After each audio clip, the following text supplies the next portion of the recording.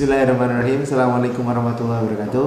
Alhamdulillahirrahmanirrahim. Wassalatu wassalamu ala asrofil anbiya'i wal mursalin wa ala alihi wa ashabihi ajma'in, amma ba'du.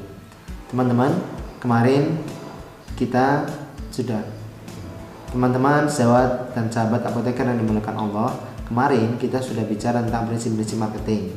Kemudian kita bicara tentang bagaimana mendatangkan pembeli-pembeli baru, mengubah pembeli menjadi pelanggan, mengubah pelanggan menjadi pembeli lebih sering.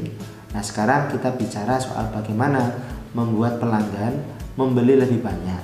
Nah, kalau kemarin di pembeli lebih sering kita sudah bahas apa yang membuat mereka untuk sering-sering ke apotek, apa nyari kita, apa nyari produknya, atau nyari kebutuhan-kebutuhan sehari-harinya dekat atau tidak. Nah, sekarang kita bicara tentang bagaimana pasien itu membeli lebih banyak atau basket size-nya itu lebih besar, besaran transaksinya itu lebih gede, ya. Basket size atau istilahnya itu besaran transaksi itu menjadi lebih besar. Nah, teman-teman, apa sih membuat pasien itu membeli lebih banyak kepada kita? Satu, faktornya adalah ketika kita bisa memberikan informasi yang terbaik bagi mereka, informasi yang terkait dengan apa yang menjadi masalah mereka. Karena biasanya satu masalah itu akan diikuti dengan berbagai macam masalah-masalah yang belum kita gali. Maka kita gali informasi itu. Contoh begini, ada orang yang datang ke apotek kita, lalu kita tensi karena dia mau membeli obat-obat nyeri, misalnya obat nyeri NSAID. Kita tensi dia, terus tensinya ternyata tinggi, tapi dia tetap nekat pengen obat yang biasa dia beli. Dia bilang, oh mungkin saya tadi malam tidak bisa tidur, jadi saya tensinya tinggi. Enggak apa-apa lah, saya minum aja obat NSAID-nya. Dia nggak nyebutin NSAID, misalnya nyebutin Voltadek atau Renadenak atau apapun. Oke. Terus kemudian kita berikan obatnya, kita sampaikan, Pak, Bu, obat ini obat pereda nyeri yang dia punya resiko di tensi tinggi.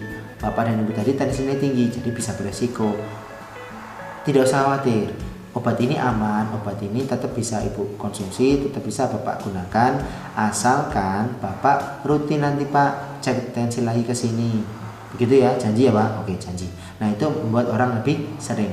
Begitu pasien datang kepada kita lagi untuk melakukan cek tensinya tadi ya, cek tensinya, terus kita, oh ternyata tensinya sudah terjaga dengan baik Pak, bagus. No, iya kan, obatnya tidak berpengaruh pada tensi saya. Kemarin tuh saya nggak bisa tidur aja, jadi tensi saya tinggi. Oh, baik Pak. Pak, kalau Bapak ingin lebih nyaman, karena nyerinya itu kalau hanya dengan obat tidak akan maksimal Pak. Bapak bisa menggunakan suplemen. Bapak bisa menggunakan obat-obatan herbal yang lain, bisa pakai daun kelor Pak, bisa pakai bawang putih. Oh, gimana pakai bawang putih Pak? Bapak kan pernah punya tensinya tinggi Pak.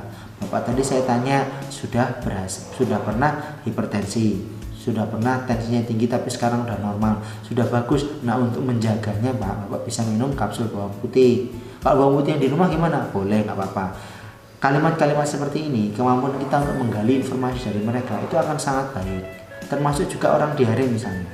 Orang diare kita bisa beritahu bahwa mungkin diarenya seperti apa, kita tanyakan. Dia sudah minum obat, mintanya satu obat misalnya Imodium katakanlah, satu saja.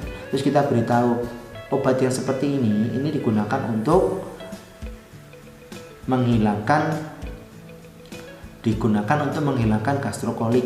Jadi supaya tidak terlalu nyeri ya, supaya perutnya tidak terlalu nyeri. Pak, ada satu obat lagi yang digunakan untuk meningkatkan perbaikan mikrofili Pak, sehingga penyerapan airnya lebih banyak, pemadatan fesnya bisa lebih bagus, namanya tablet zinc. Kalau Bapak nggak beli sekarang nggak apa-apa, bisa beli di waktu yang akan datang. Nah, informasi seperti ini kita gali terus menerus, kita beli alternatif ya, insya Allah dengan begini orang akan lebih membeli kepada kita lebih banyak. Jadi kunci agar pasien bersedia membeli lebih banyak pada kita berikan informasi.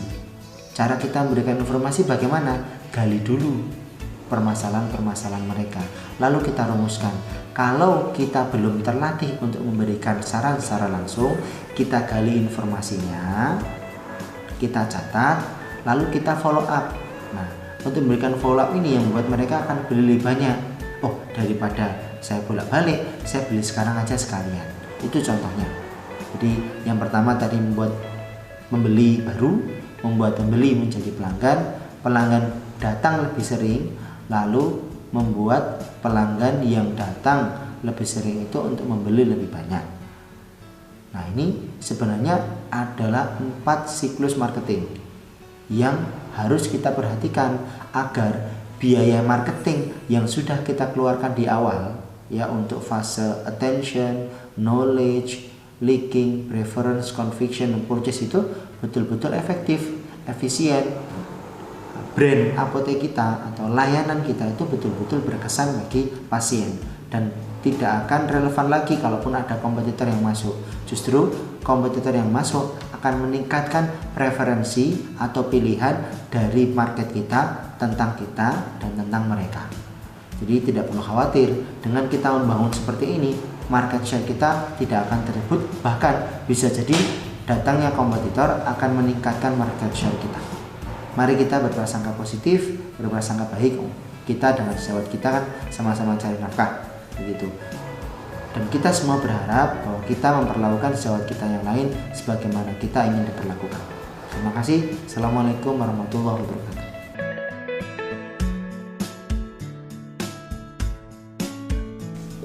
Jangan lupa subscribe, like, comment, dan share. Jangan lupa tombol loncengnya agar bisa ikut video selanjutnya. Wassalamualaikum warahmatullahi wabarakatuh.